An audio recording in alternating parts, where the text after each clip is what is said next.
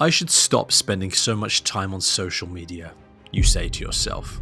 1 year later, absolutely nothing has changed. I should stop watching porn so much, you say to yourself. 1 year later, absolutely nothing has changed. I should stop eating so much junk food, you say to yourself. 1 year later, absolutely nothing has changed. You keep telling yourself you'll stop, but you don't stop. Years go by and you never stop. Why do we make promises to ourselves and then break them? Why do we continue to engage in bad habits, knowing that they're going to ruin our lives? And why do people continue to eat junk food, even with the knowledge that they're putting their very lives at risk? Introducing rationalization. This one subtle brain mechanism is completely ruining your life in the background. This is the reason you just can't seem to break bad habits. Understanding and mastering rationalization is the key to breaking bad habits, stopping addictions, and dramatically changing your life. Barely noticeable, a voice speaks to you in the back of your mind before you engage in a bad habit.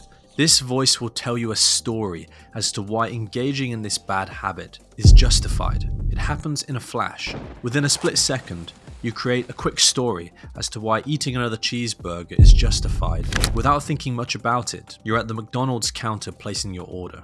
And the result? You're eating junk food again. You'll rationalize these bad habits not just once, but thousands of times throughout the course of your entire life. Thousands of little rationalizations that will shape the course of your entire life. After all, when creating a good life, it's not the big moments that are important, but the thousands of little ones. The majority of people today rationalize their way into a mediocre, frustrating, and unsatisfying life, yet rarely do they see the true cause of their failings. Others will rationalize themselves all the way to their deaths, creating thousands of little stories as to why it's okay to keep smoking, taking drugs, or drinking alcohol. But why does our brain constantly try to self-sabotage us? Where do these sneaky, destructive thoughts come from, and why? There are certain behaviors that, if engaged in, make human genes more likely to be passed on to the next generation. Finding and eating food, getting social approval from other humans, and having sex, of course. Over millions of years of evolution,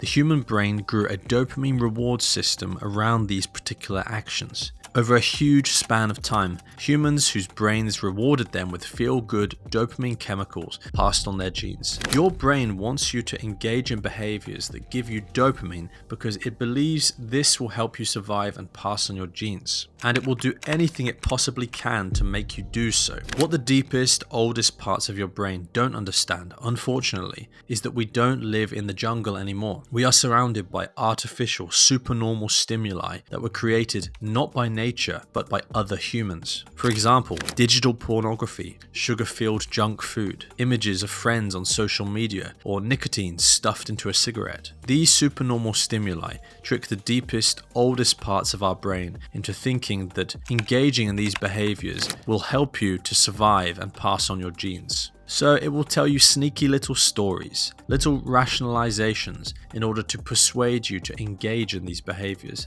The fact is, you can't trust your own brain.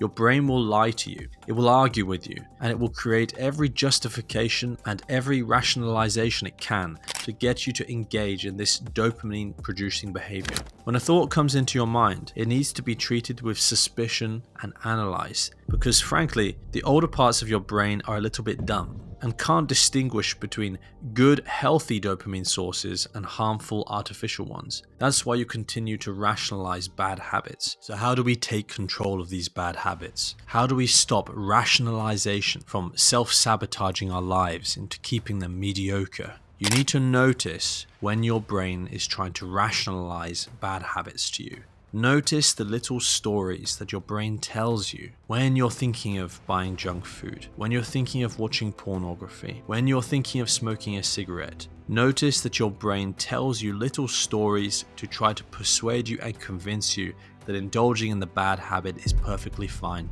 when in fact you know that it is not. Notice rationalizations when they come into your brain.